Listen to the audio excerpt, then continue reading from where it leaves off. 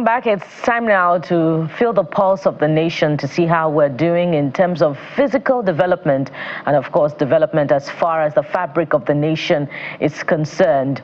And joining us to have this very important conversation on many fronts is Professor Oke Ikechukwu. He's the Executive Director, Development Specs Academy. Good morning, sir, and welcome to the Morning Brief on Channels Television. Good morning. Glad to be here. It's good to have you, sir. I want to start with the tax reform bill, which dominated conversation for much of last week. But of course, it just may be returning, particularly because the presidency is giving a hint that it may not be withdrawn from the National Assembly as projected because it's already been presented, despite the appeal by the National Economic Council that it be withdrawn for wider consultation. What do you project to be the direction of conversations on this bill before the National Assembly? Do you think that National Assembly lawmakers will toe the line of their governors by opposing the bill? And would a very ambitious document, a product of the Presidential Committee on Tax Reform, which has projected 44 trillion naira in revenue to be, recouped, to be taken from tax, do you think it will be mired in politics and in circumstance? It's already made in politics, because for the Federal Executive Council to take a position, and you have the equivalent of a counter position from the National Economic Council, is already made in politics. And you may recall that before the more recent pronouncements, the northern governors had already taken a position against that bill. So my concern is why the government allowed this to happen. The National Economic Council comprises, if you like, the major government stakeholders, governors and all of that. It's chaired by the Vice President. Before that meeting, the bill was already in the National Assembly from the presidency, of which the Vice President is the other arm. In fact, if the President wasn't around, it would have been the Vice President that would have sent the bill, being that it's an executive bill. So I think it's bad politics that we allow that to happen, in which case the optics before the public is that of bickering within the House. It's unnecessary. It should have been avoided. That's number one. The number 2 point is to point out that a government has a right and a duty to put forward any bill it deems fit for public good. And the National Assembly has the other duty of looking at what is put on the table and determining that it has two strong elements. Number one, that is in the interest of the nation, short-term and long-term, and that it's also in the interest of the people, short-term and long-term. So I think it's not been too tightly handled so far. Concerning the details of the bill, which I'm sure we'll bring up later, there are certainly provisions of that bill that's concerning. But more importantly, the outstanding element I see there is a desire to create a single warehouse for resource, for what do you call it now, for revenue inflows. And if you look at the provisions, if you're going to implement them, you're going to have a National Revenue Service. I think that's the new name. I don't remember, whatever, but I'll replace the Federal Inland Revenue Service. And which will in fact be in control of, which will be in control of far more resources than the NNPC and every other revenue generating platform in the country. But yes, it's already made in politics, and I think it should be tidied up quickly. The optics are bad. Now let's get to the substance of the bill, one of which is tax administration, which goes way beyond this time. I'm in opposition to it now. But the derivation formula proposed for the VAT, which is also a talking point that is, causing division. What are your thoughts on this? And, how do we move forward from this point of disagreement? I'll take us back to the reaction of the Governor of Katsina State, when Wike, who was then the Governor of Rivers State, made some pronouncements about that. Immediately, the then governor of Katsina State made a public statement that he didn't favor the North, that should be your brother's keeper, etc. Because Wike was then arguing that derivation should be prioritized, so that because VAT is a consumption tax.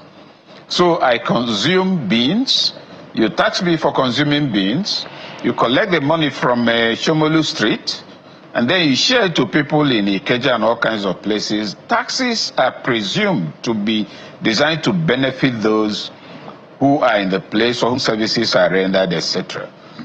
So that in itself is not new. Now, if you look, the new proposal provides, I think, a 60% derivation template. Immediately, the northern governors met and said, no, this won't favor us. And I can understand the concern, because if you look at where most taxes are generated from, if you think of company tax, income tax, and all of that, the bulk of it, if you take Lagos, for instance, Lagos alone generates a lot because of the number of corporate organizations, bank headquarters, oil companies that are there. Port Harcourt, I presume, does the same. So, and you look up now, there are far fewer platforms, agencies, and companies that will also be generating the equivalent. And their thinking is that this is national revenue. So if you follow this formula you're proposing, we'll be severely disadvantaged. That's the argument they're looking at, and it makes sense from that standpoint. But the other standpoint from which it makes sense is that taxes, you cannot, for instance, tax Nigerians and then dispense the tax all over West Africa because there's an ECOWAS agreement. So I can understand both perspectives, but the concern of the North is that the proposed derivation formula will put them at a disadvantage. Whether that is an argument that will stand, that's open to argument for us to, and we'll see that in the National Assembly. But since the president has said that this matter will follow the due process of law, that means the National Assembly will be constrained to have long conversations about that. And I need to also make a point about both the position of the president and that of the NEC. If a government must always withdraw every bill or anything it says just because a group has taken a position, that will not be a government. The National Assembly exists as made up of representatives of Nigerians who are not necessarily in Abuja or anywhere else. To that extent, it makes sense to say that the National Assembly should manage the business of what to become of that, or what is to become of that bill, and whether it will become a law by public hearings, among other things. Like I said at the very beginning, it's already been somewhat mismanaged by the government allowing two perspectives to emerge from it.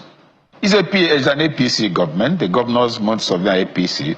I don't know how they could have allowed the contrasting points of view to come into the public domain on this matter. There ought to be an internal clearinghouse where this could have been raised. Already, I think it was also not quite in order that the northern governors should consider themselves into a pressure group and make a public statement. Whatever happened to presidential liaison?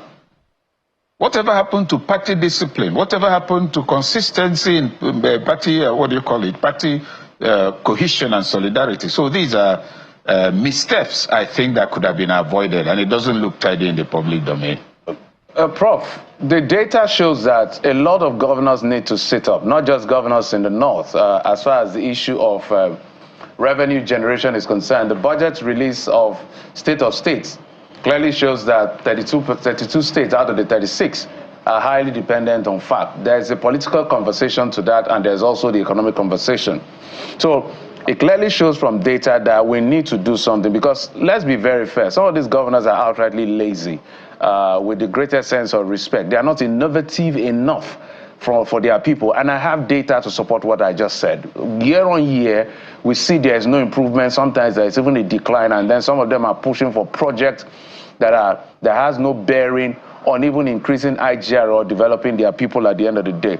So if you were called into the room with this agitation from northern governors that you say you're disappointed with, because the argument now is that it has moved from 20% to 16% in terms of derivation, which they are saying is going to be skewed against them, and since they don't have industries in their area, that's another kettle of fish. What percentage should it be? Is it too early for a call for fiscal federalism? Because this is implicit fiscal federalism by the federal government. I agree. You said most of the governors, what did you say? You said they are not performing. There was a particular expression you used. I said they are not innovative enough because 32% of states are highly dependent on farms. Yes, I've gotten the point. Yes. My take is to disagree with you on what you're saying about innovation. The governors you're talking about, many of them are too ignorant to be capable of innovation. That's a more serious indictment than saying they are not innovative. If you're in a room and you want to get out and the door is locked, the key is missing, you know what you want to do, so you begin to think of either the window. You're being innovative, or if the wall is soft, to break it. But if in your mindset and upbringing and orientation, you understand that it's only through the door that you can go out, you are too ignorant to help yourself. And I'll take it a little into detail. Look at most of the things being executed by the governors. And I'll cite an example of 6 years ago, Kebbi State went out of its way to make what it called massive investment in education by constructing primary schools, I think, in all the wards of the state. Everybody was dancing and clapping.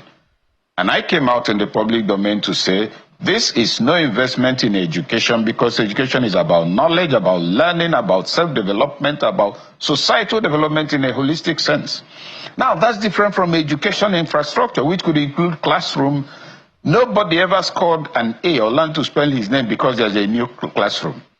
In that 4.2 or 6 billion investment, how much was spent on retraining of teachers, on recruiting new teachers, on improvement in, in their pay packet?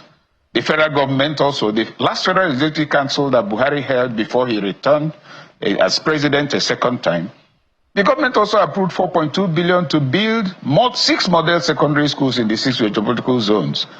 Meanwhile, all the federal and unity colleges need half of that money to become centers of excellence.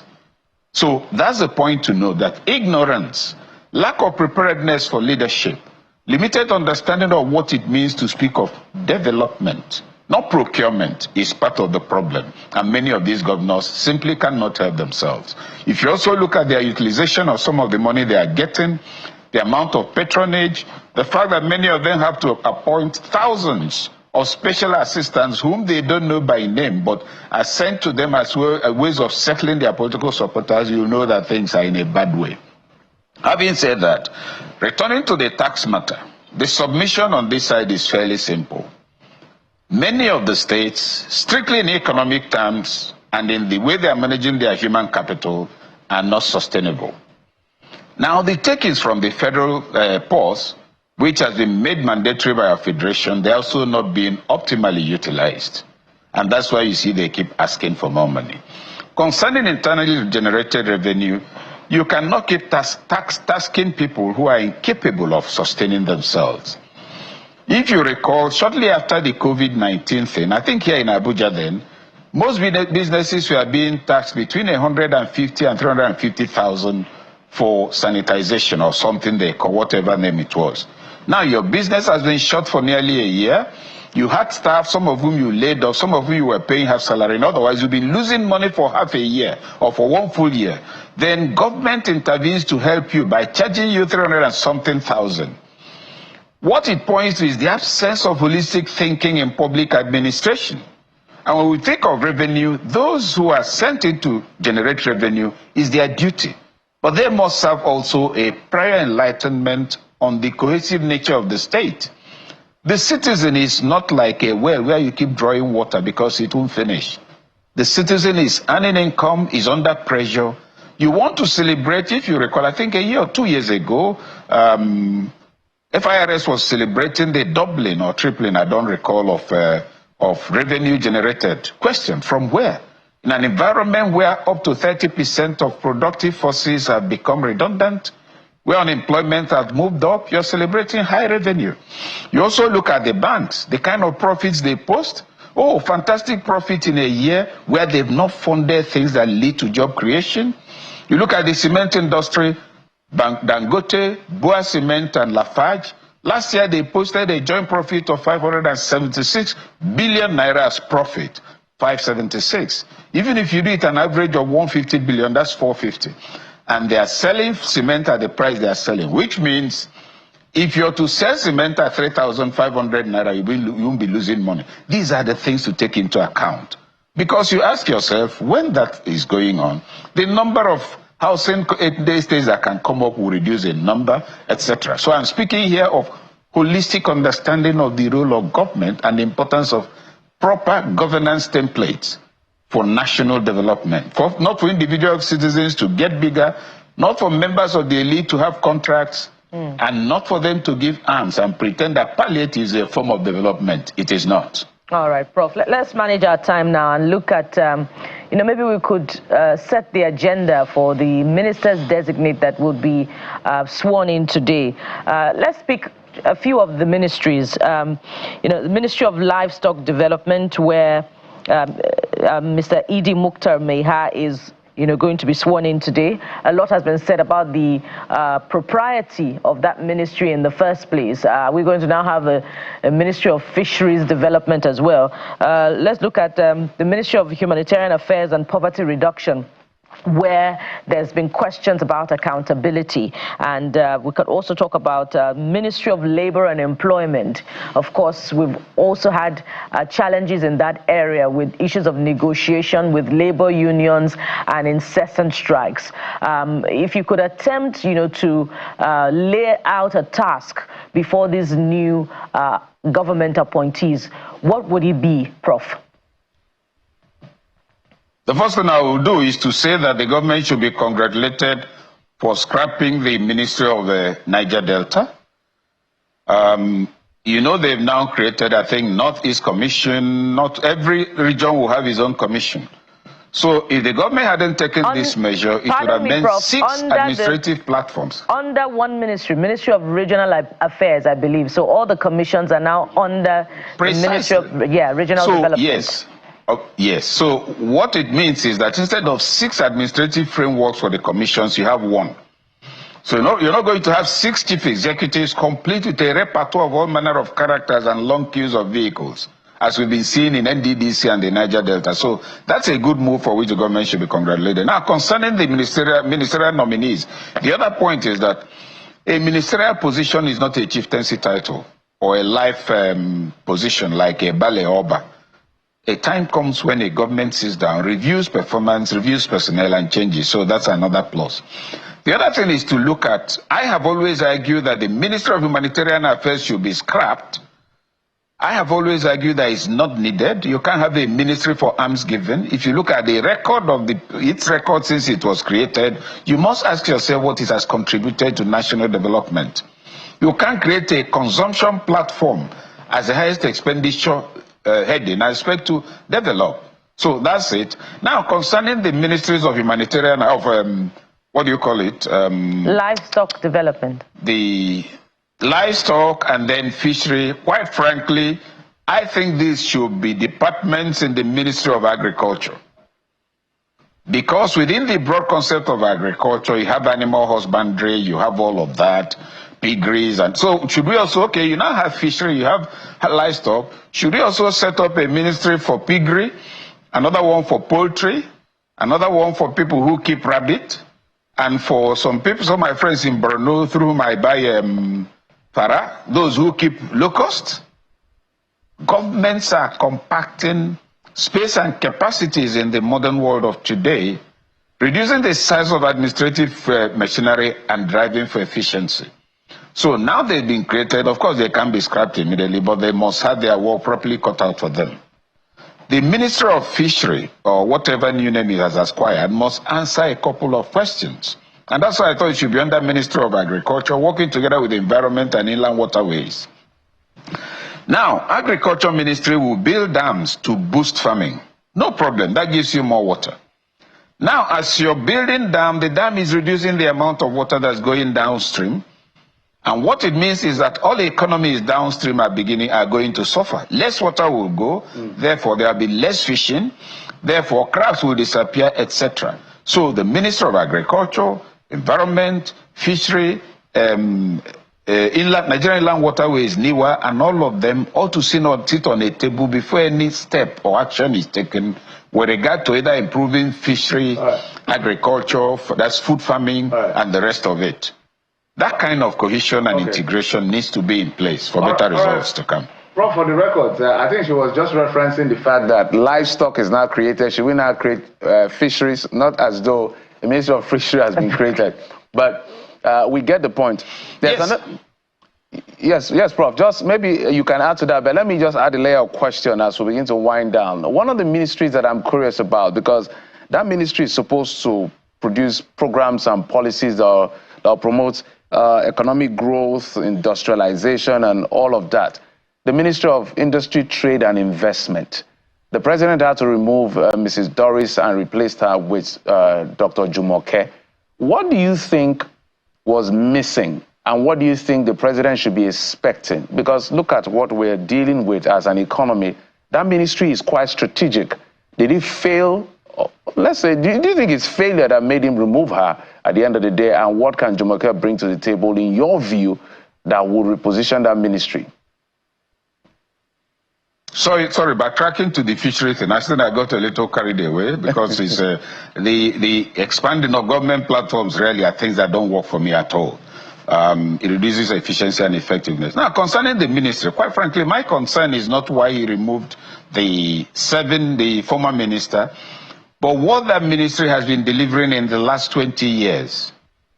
Look at the designation of the ministry, trade, investment, and all of that, industry. What has been the condition of industries? In other words, 20 years ago, how many production platforms did we have that employed labor, that put goods in the market and exported? 15 years ago, how many did we have? Today, how many do we have? That's the first set of questions. The second set of questions is, what has the ministry done consistently in the last 20 years to promote trade, investment, access to funds, etc.? To what extent has it facilitated things for the manufacturing sector, either with the Industrial Development Bank, among other things? Those are the questions to raise. He must have his reasons. Some of it, part of it may be purely economic. It may be an assessment that she's underperforming, but I will take a broader view. Rather than look at the replacement of ministries, we must raise the question of the viability, usefulness, continued relevance, and the new charge for that ministry. Look, Nigeria, we have a Nigerian, what do you call it now? NDE, Directorate for Employment. NDE, yes. I have always said, and I'll continue to say, government needs to set up a very comprehensive review of that platform. Everybody who benefited from that platform in the last 30 years has an address, has a phone number, has an identity. There ought to be a census of beneficiaries in the last 20, 30 years. Where are they? How many of them are in any kind of business? So that you don't say, oh, in the last number of years we've empowered 500,000 people, whereas only 20,000 of them are viable. That's how you measure development, instead of recording your expenditures. So those are the things to consider. Now, how is industry doing in Nigeria? That's a question. Manufacturers Association have been complaining about dollar rates, among other things, even though sometimes they push matters beyond the logic that will lead to development if you accede to their requests. So that would be the question. A new set of queries for that ministry, and a new template for what needs to be done, and timelines. Please, in the next 3 months, give Mr. President an update on ABCD. How many, your inventory of the number of companies that are not doing well, measures you've designed to assist them, the implication of that for employment. That will be the brief to give. A minister can actually be changed just because some people don't like him or her. Or they think, okay, you stayed enough, you need to compensate somebody else. After 1 year, you go and do something else. You've enjoyed, let's enjoy. That's a perspective that we know exists here.